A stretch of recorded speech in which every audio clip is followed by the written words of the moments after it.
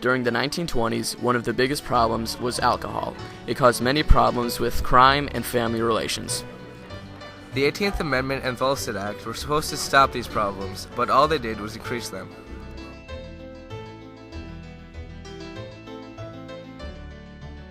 The 18th Amendment was passed in 1917. It outlawed the sale and manufacture of alcohol in the United States. The government hoped this would solve many of the social issues. Later in 1919, the Volstead Act was allowed the government to enforce the 18th Amendment. However, many people were not pleased with these acts. This led to much civil protest.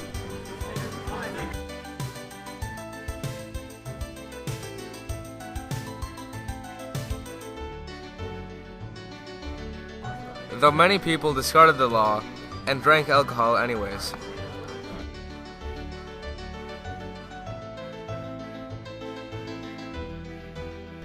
The need and money for alcohol led to bootlegging and then the creation of speakeasies. Bootlegging was the illegal transfer of alcohol throughout the country.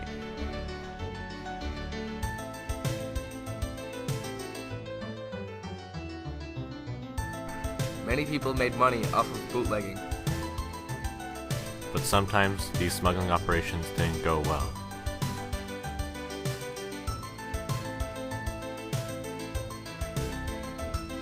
Many times, local police forces would catch and arrest bootleggers.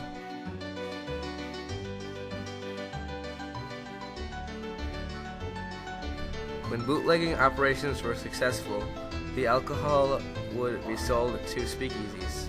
Speakeasies were clubs that would illegally sell alcohol. This was against the law. The owners of these speakeasies would be arrested and prosecuted. But nobody made more money from these activities than the infamous mafia. The mafia usually consisted of immigrant groups in these major cities like Chicago and New York.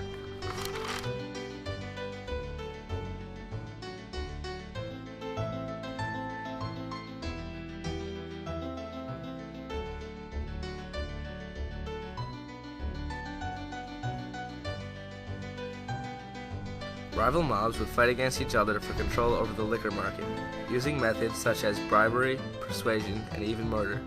However, no mafia don was more feared or even admired than Al Capone. The famous Chicago mobster was born in New York to a poor family, and later moved to the Windy City, where he would make a name for himself.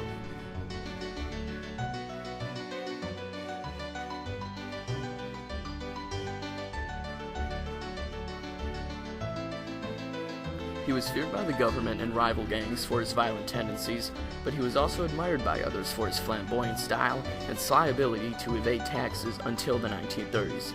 In 1931, Al Capone was officially put away for tax fraud and would spend a long time in federal prison.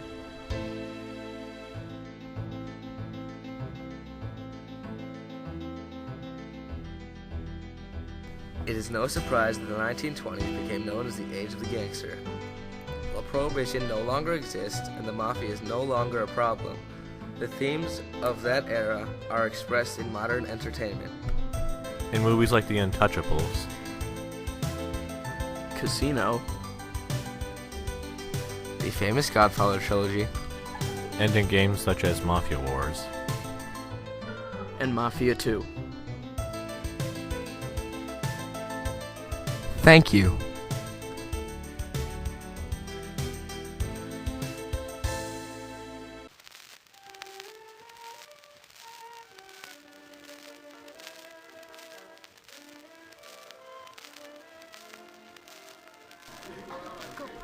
Charles Lindbergh was born in Detroit, Michigan on February 4th of 1902. In 1922, he left the University of Wisconsin where he studied engineering to go to flying school in Lincoln, Nebraska. Charles Lindbergh was a very well-known celebrity of his time. He became famous in 1927 for being the first person to fly across the Atlantic non-stop, from New York to Paris in 33 hours alone. In 1932, Charles' son was kidnapped and found murdered. In 1935, Charles and his wife, Anne, left the United States and moved to England to avoid the publicity. He died of cancer in Maui, Hawaii on August 26, 1974, leaving behind a wife, 3 sons and 2 daughters. Georgia O'Keeffe was famous for her artwork and paintings. She often painted flowers and landscapes. She was born in 1887. She was raised on a farm in Wisconsin with her 2 brothers and her 4 sisters.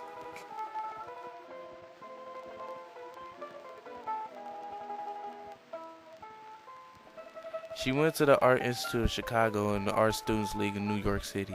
She left to go to New Mexico in the summer of 1929. She continued to paint in Tejas, New Mexico, along with other artists. Harry Houdini lied about his birthday and birthplace, but claimed he was born on April 6, 1874 in Appleton, Wisconsin.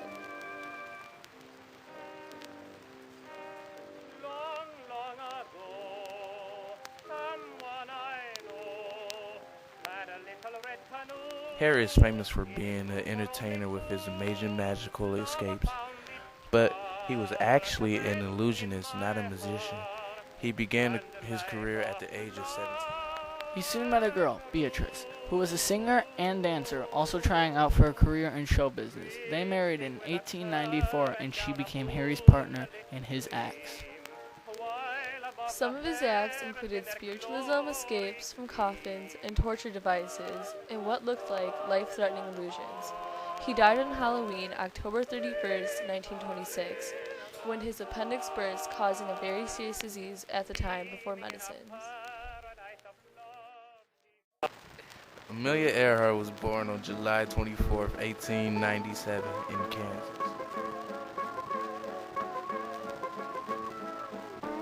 She was the first woman to fly across the Atlantic alone, twice.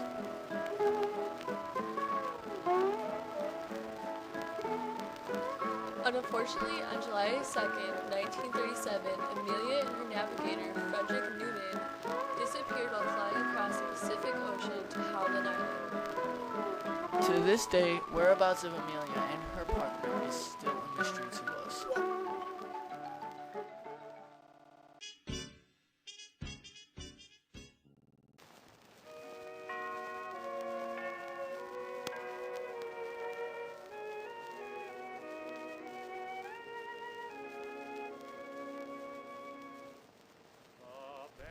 Automobiles in the 1920s consisted mostly of Ford automotives.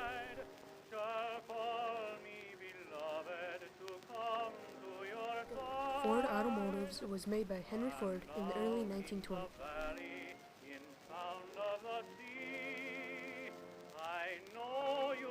Probably best known for making an affordable automobile.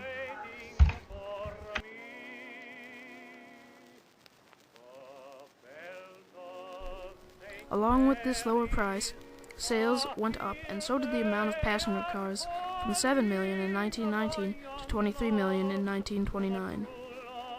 The price was $850 originally, but with assembly lines, the price was $290.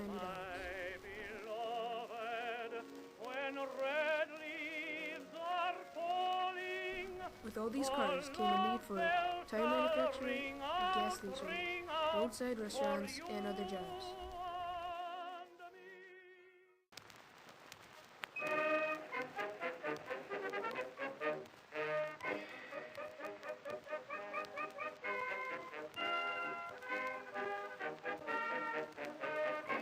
The radio was made before the 20s, but it was in this decade a boom of sales happened.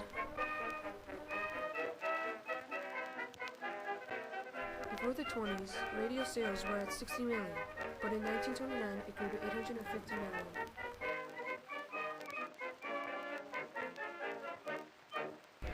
This was due to popular programs like the Philco Hour and Amos and Andy.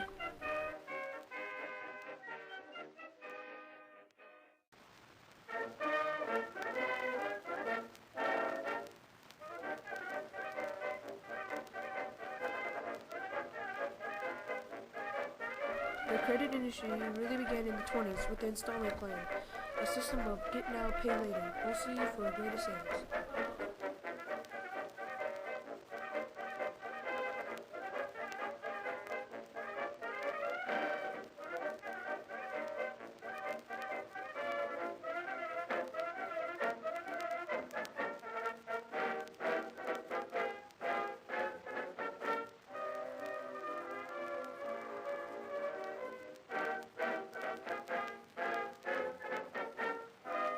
The major house appliance of the 20s was the refrigerator.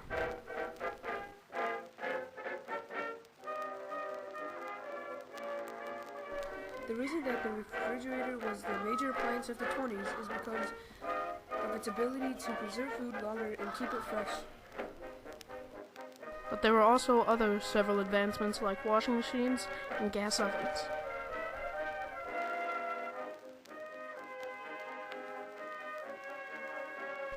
In the 20s, some of the economic booms were due to advertisement, such as posters and displays. Other advertisements included celebrities and shows like the Philco Hour and Amos and Andy.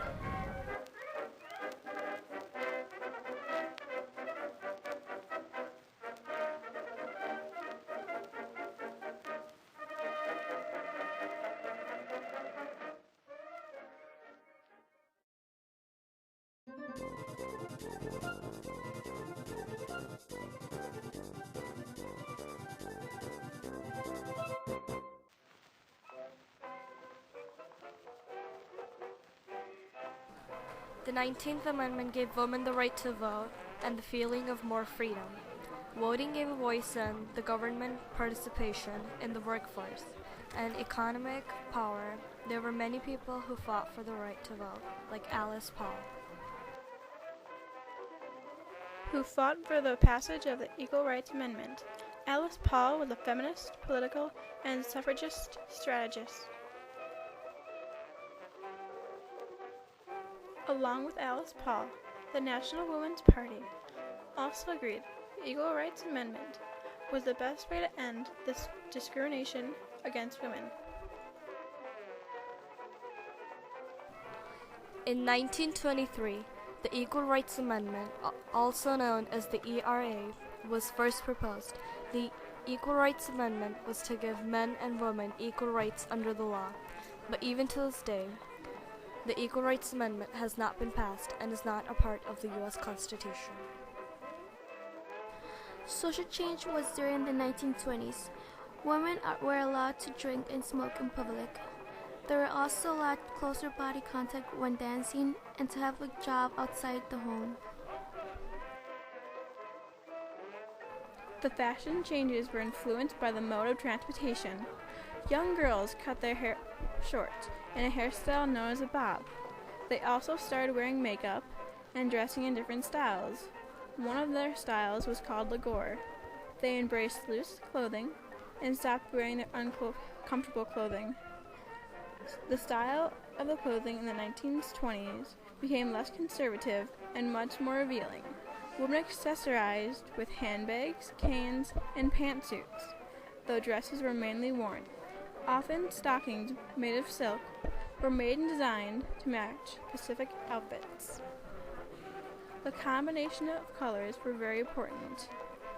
Each season had its own set and shades of colors during this time.